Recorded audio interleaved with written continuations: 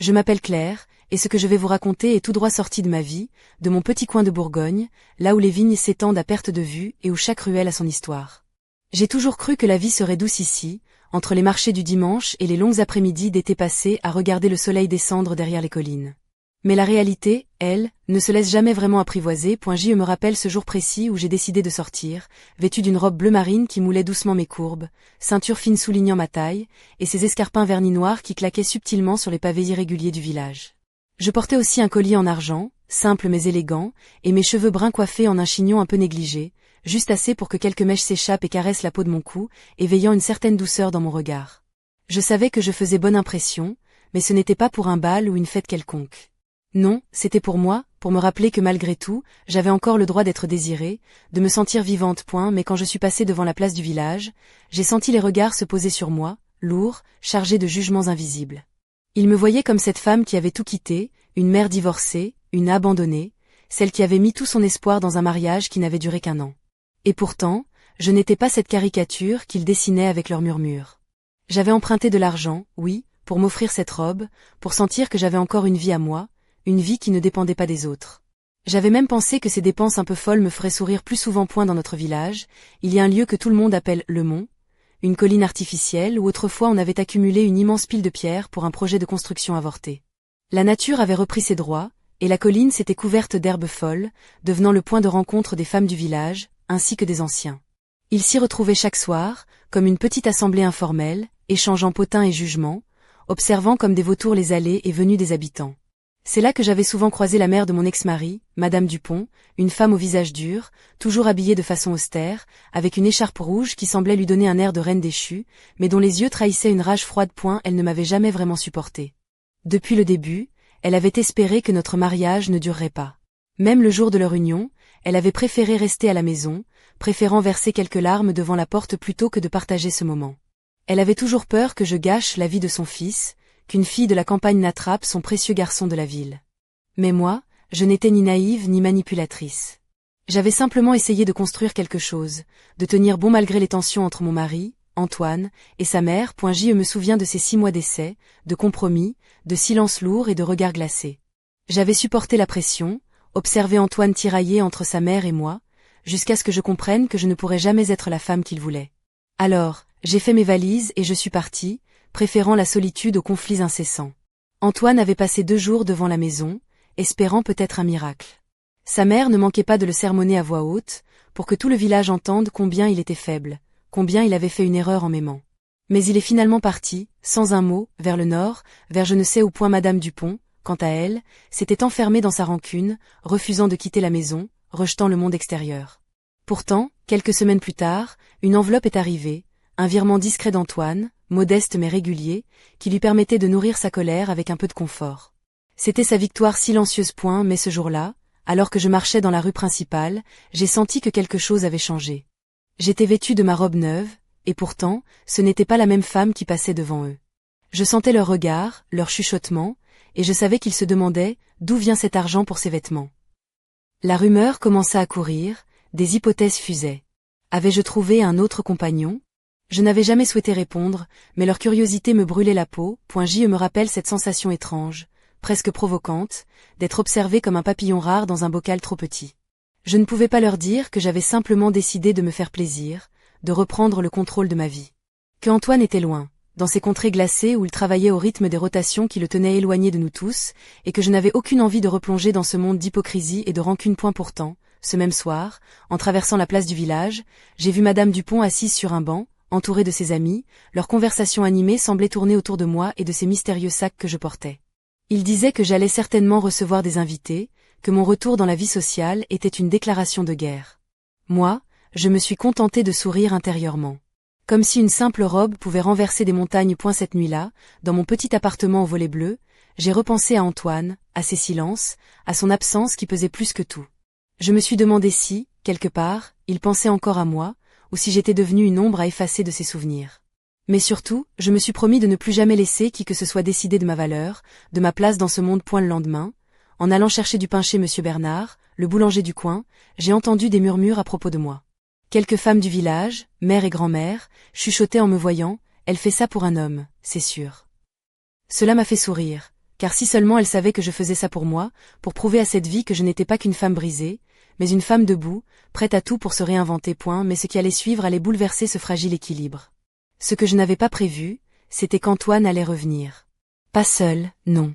Et ce retour allait tout changer, ravivant des braises que je croyais éteintes, réveillant des sentiments enfouis et surtout, déclenchant une bataille silencieuse entre passé et avenir. Je me tenais là, sur cette colline, le vent jouant dans ma robe, les regards des villageois pesant lourd sur mes épaules, mais je sentais au fond de moi cette étincelle, ce feu qui refuse de s'éteindre. J'étais prête à affronter ce qui venait. Après tout, dans un village comme le mien, les histoires ne meurent jamais, elles se transforment simplement en légendes. Et moi, j'allais écrire la mienne. Les jours qui suivirent furent un tourbillon d'émotions contradictoires, comme si mon cœur oscillait entre un passé douloureux et un avenir incertain, entre rancune enfouie et espoir renaissant. La petite vie paisible de mon village de Bourgogne, avec ses ruelles étroites et ses façades en pierre recouvertes de lierre, semblait soudain sous tension, comme si chaque regard posé sur moi portait le poids d'un secret trop longtemps gardé. J'y passais mes matinées à arpenter le marché de Cluny, entouré des étals colorés de fruits et légumes, des odeurs sucrées des fleurs fraîches et du parfum puissant du fromage de chèvre. Mes mains, ornées d'une bague en or fin, effleuraient distraitement les paniers en osier des commerçants, tandis que je songeais à la suite de cette histoire qui me rattrapait. J'avais revêtu ce jour-là une jupe crayon noire qui épousait mes hanches avec élégance, associée à un chemisier en soie ivoire légèrement transparent, laissant deviner la délicatesse de ma peau sous la lumière douce du matin. Mes escarpins beige clair claquaient sur les pavés anciens, et je sentais le regard des passants, entre curiosité et jugement, s'attarder sur moi. Ce n'était pas tant la nouveauté de ma tenue qui les intriguait, mais ce que cela représentait. Une renaissance, un défi. Le village bruissait de rumeurs, et je savais que Madame Dupont, la mère d'Antoine, n'avait rien laissé passer. Elle n'avait jamais digéré mon départ ni la façon dont son fils avait choisi de me suivre, malgré ses avertissements.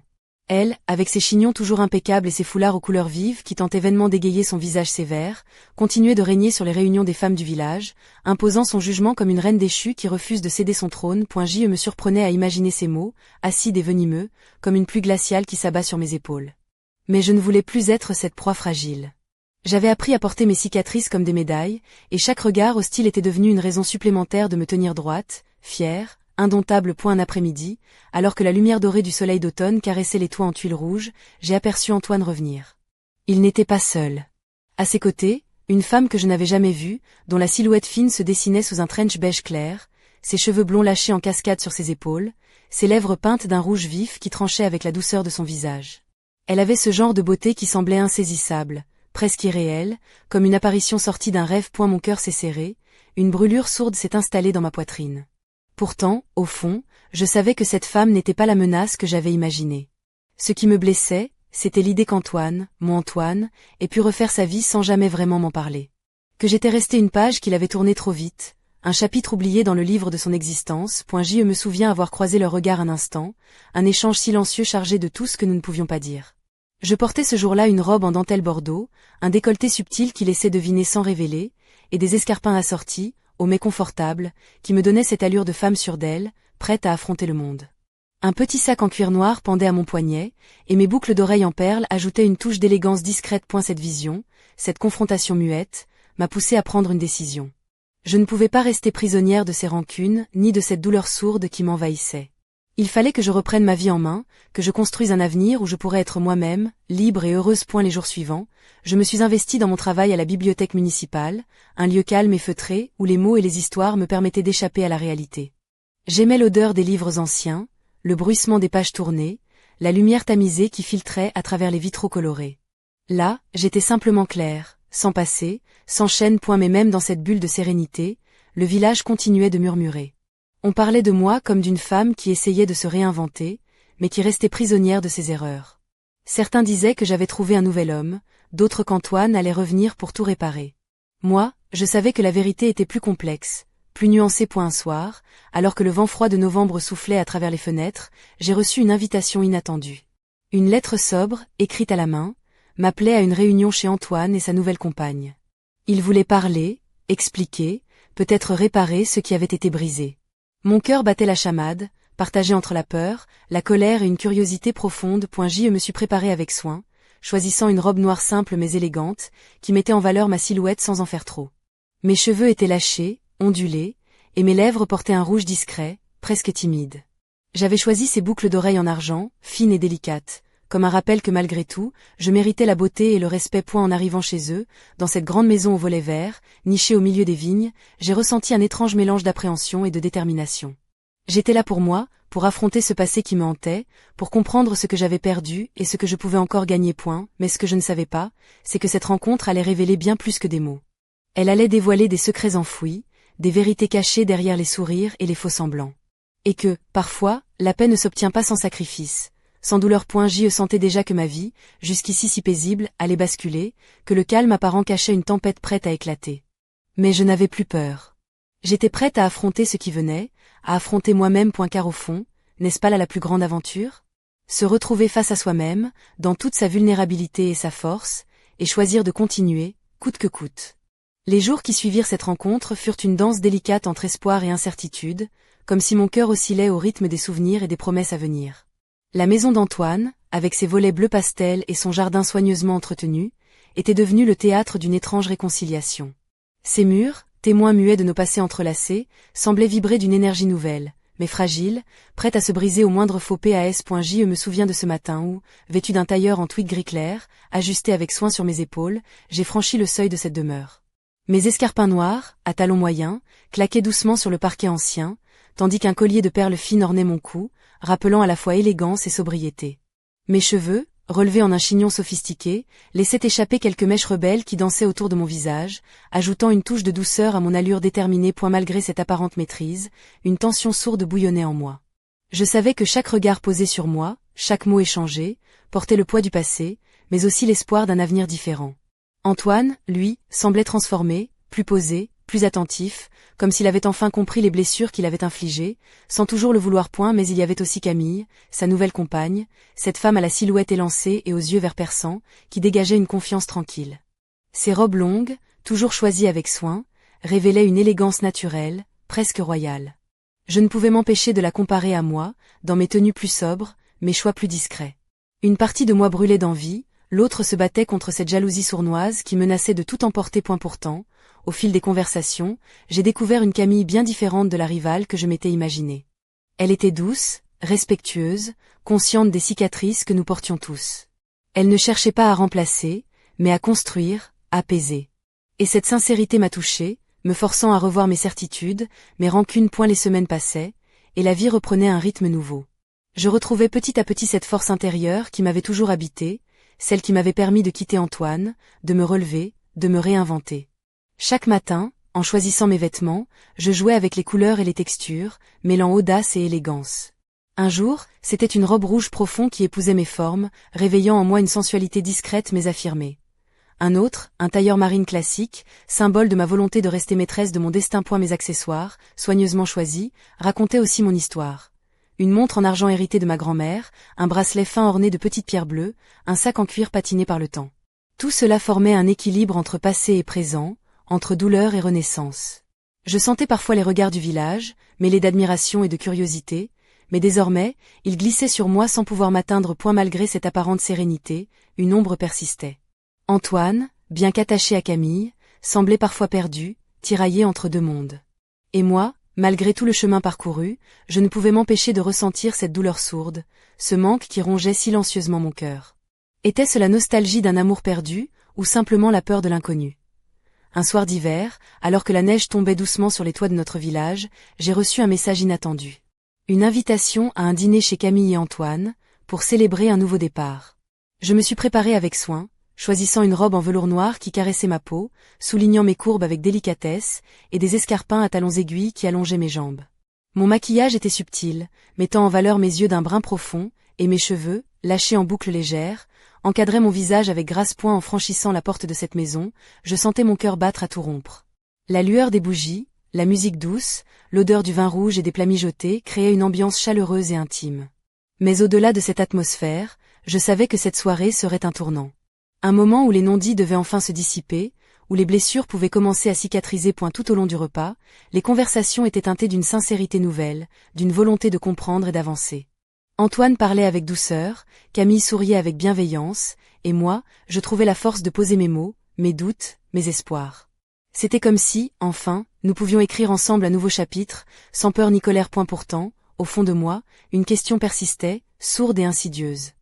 Jusqu'où étions-nous prêts à aller pour reconstruire ce qui avait été brisé? Et surtout, à quel prix? Cette nuit-là, en rentrant chez moi, le silence de la maison semblait plus lourd que jamais. Je me suis allongée sur mon lit, enveloppée dans des draps de lin blanc, mon corps encore empreint des émotions de la soirée. Mes pensées s'entremêlaient, entre espoir et doute, entre lumière et ombre.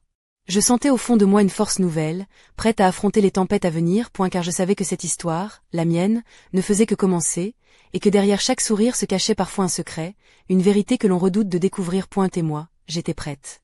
Prête à tout pour enfin trouver la paix, même si cela signifiait plonger au cœur du mystère qui enveloppait notre passé commun. Les jours suivants, une étrange atmosphère s'installa dans mon existence, comme si un voile invisible recouvrait chaque instant de ma vie. Je sentais que le fragile équilibre que nous avions commencé à tisser avec Antoine et Camille pouvait se rompre à tout moment, emportant avec lui nos espoirs et nos efforts. Pourtant, je refusais de céder à la peur. Je portais désormais cette robe en crêpe bordeaux, fluide et légèrement décolletée, qui laissait entrevoir la courbe de mes épaules, tandis que mes escarpins noirs à brides ajoutaient une touche de séduction subtile, comme un défi silencieux à ceux qui me jugeaient. Le village, avec ses ruelles pavées et ses façades en pierre dorée, semblait s'animer d'une vie nouvelle, mais aussi d'une curiosité insatiable. Les femmes du marché, toujours prêtes à échanger des remarques acérées, me regardaient désormais avec une sorte de respect mêlé d'envie.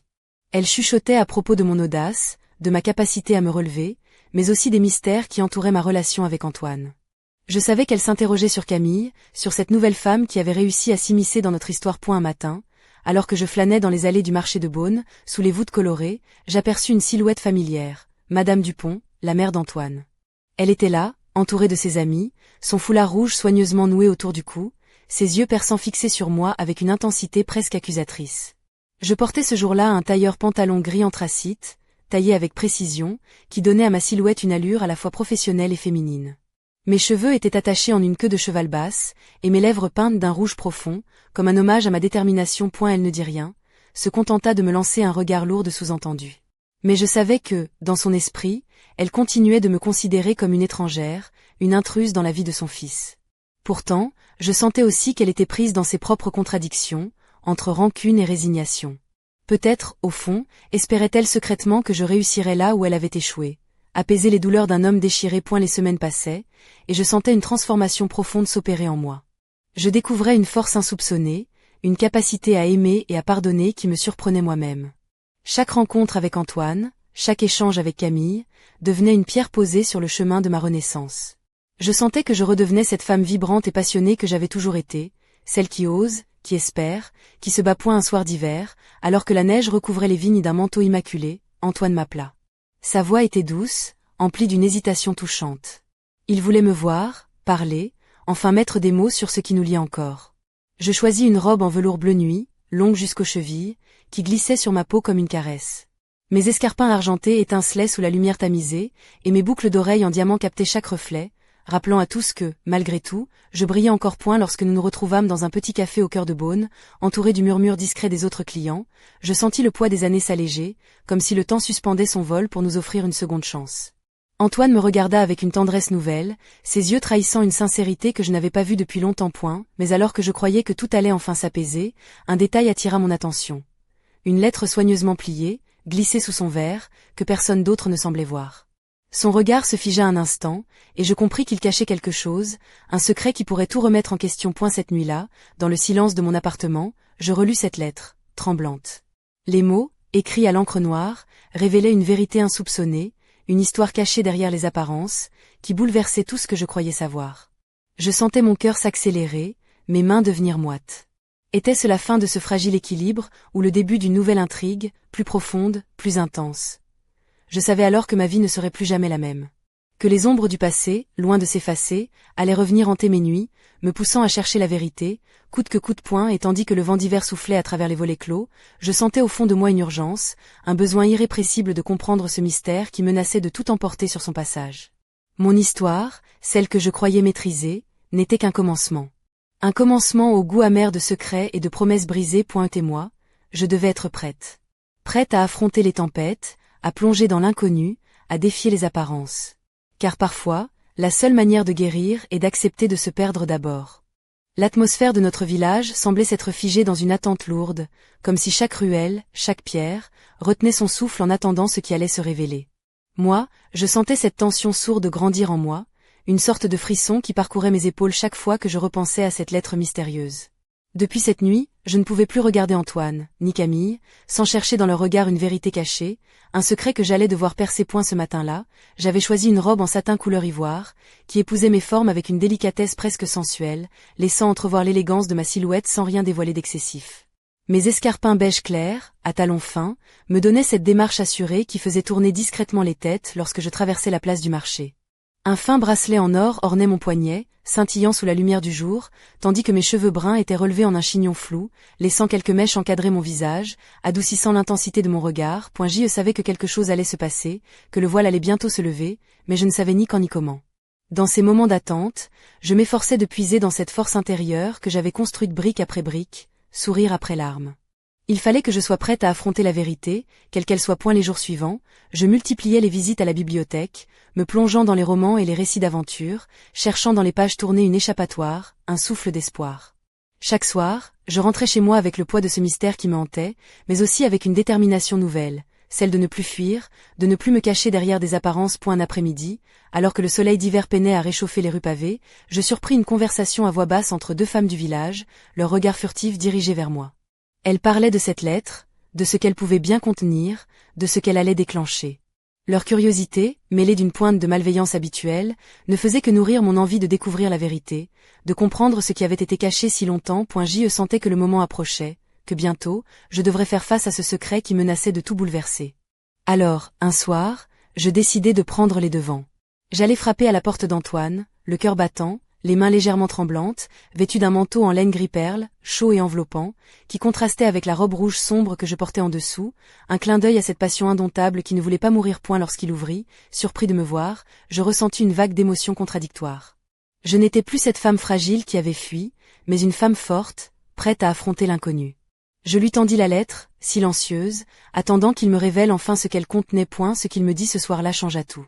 Une histoire de famille, de choix difficiles, de sacrifices faits pour protéger ceux qu'il aimait. Une vérité qui expliquait tant de choses, mais qui ouvrait aussi de nouvelles blessures.